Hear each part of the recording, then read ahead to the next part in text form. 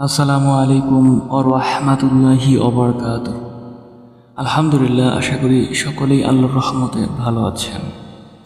আজকে আমরা জানব অনেক গুরুত্বপূর্ণ 3টি আমল ও সম্পর্কে, যে আমলগুলো করলে আপনার আমার জীবন পরিবর্তন হতে পারে। তাই ভিডিওটি সম্পূর্ণরূপে দেখুন। একটি হলো ইস্তেগফার পাঠ করা।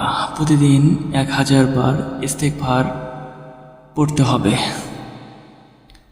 বাংলায় বললেও হবে আল্লাহ মাফ করুন, এইভাবে 1000 বার পাঠ করতে পারেন। যারা 1000 বার ইস্তেগফার করেন প্রতিদিন, তাদের বদদোয়া করতে নিষেধ করা হয়েছে, কারণ তাদের দোয়া আল্লাহ সুবহানাহু ওয়া তাআলা অবশ্যই কবুল করে থাকেন। সুবহান আল্লাহ। আর একটি হলো কালেমা পড়া। লা ইলাহা ইল্লাল্লাহ যত বেশি পড়া যায়।